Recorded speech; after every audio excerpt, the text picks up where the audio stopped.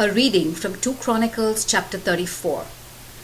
Josiah was 8 years old when he became king of Judah, and he ruled in Jerusalem for 31 years. He did what was pleasing to the Lord. He followed the example of his ancestor, King David, strictly obeying all the laws of God. In the 8th year that Josiah was king, while he was still very young, he began to worship the God of his ancestor, King David.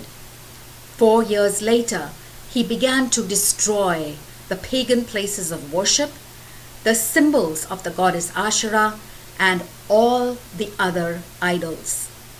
Under his direction, the altars where Baal was worshipped were smashed, and the incense altars near them were torn down.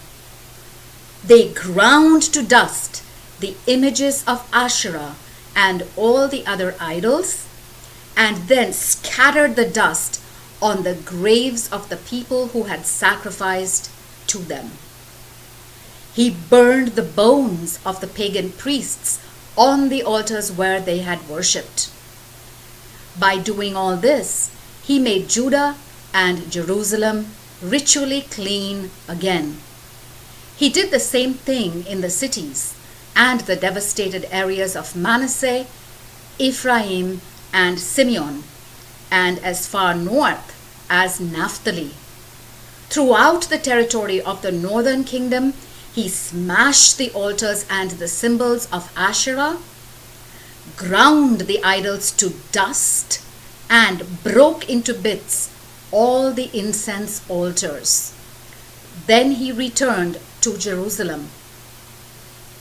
In the 18th year of his reign, after he had purified the land and the temple by ending pagan worship, King Josiah sent 3 men to repair the temple of the Lord God: Shaphan, son of Azaliah, Maaseiah, the governor of Jerusalem, and Joah, son of Joahaz, a high official. The money that the Levite gods had collected in the temple was turned over to Hilkiah the high priest. It had been collected from the people of Ephraim and Manasseh and the rest of the northern kingdom, and from the people of Judah, Benjamin, and Jerusalem. This money was then handed over to the 3 men in charge of the temple repairs, and they gave it to the carpenters and the builders to buy the stones and the timber used to repair the buildings that the kings of Judah had allowed to decay. The men who did the work were thoroughly honest. They were supervised by 4 Levites, Jahath and Obadiah of the clan of Merari, and Zechariah and Meshullam of the clan of Kohath. The Levites were all skillful musicians. Other Levites were in charge of transporting materials and supervising the workers on various jobs, and others kept records or served as guards. While the money was being taken out of the storeroom, Hilkiah found the book of the law of the Lord, the law that God had given to Moses. He said to Shaphan, "I have found the book of the law here in the temple." He gave Shaphan the book, and Shaphan took it to the king. He reported, "We have done everything that you commanded. We have taken the money that was kept in the temple and handed it over to the workers and their supervisors." Then he added, "I have here a book that Hilkiah gave me." And he read it aloud to the king.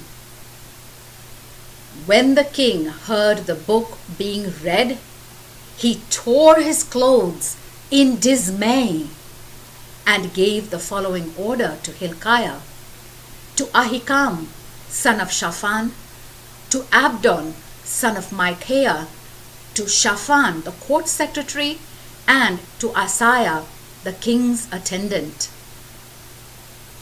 "Go and consult the Lord for me, and for the people who still remain in Israel and Judah. Find out about the teachings of this book. The Lord is angry with us because our ancestors have not obeyed the word of the Lord and have not done what this book says must be done. At the king's command, Hilkiah and the others went to consult a woman named Huldah, a prophet who lived in the newer part of Jerusalem. Her husband Shallum, the son of Tikva and grandson of Harhas, was in charge of the temple robes. They described to her what had happened, and she told them to go back to the king and give him the following message from the Lord. I am going to punish Jerusalem and all its people with the curses written in the book that was read to the king. They have rejected me and have offered sacrifices to other gods, and so have stirred up my anger by all they have done. My anger is aroused against Jerusalem, and it will not die down. As for the king himself, this is what I, the Lord God of Israel, say. You listened to what is written in the book, and you repented and humbled yourself before me, tearing your clothes and weeping, when you heard how I threatened to punish Jerusalem and its people.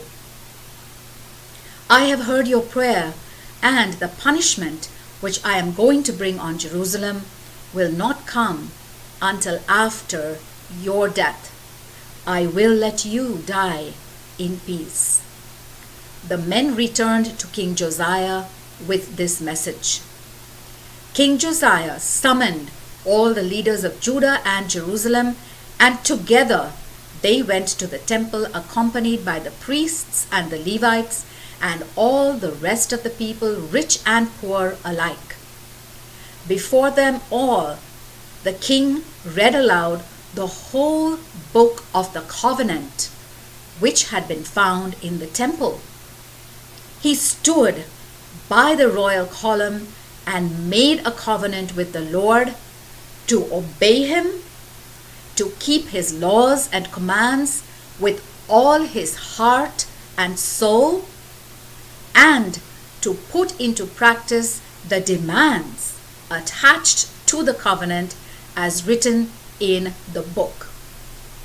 He made the people of Benjamin and everyone else present in Jerusalem promise to keep the covenant, and so the people of Jerusalem obeyed the requirements of the covenant they had made with the God of their ancestors. King Josiah destroyed all the disgusting idols that were in the territory belonging to the people of Israel, and as long as he lived, he required the people to serve the Lord, the God of their ancestors. The word of the Lord.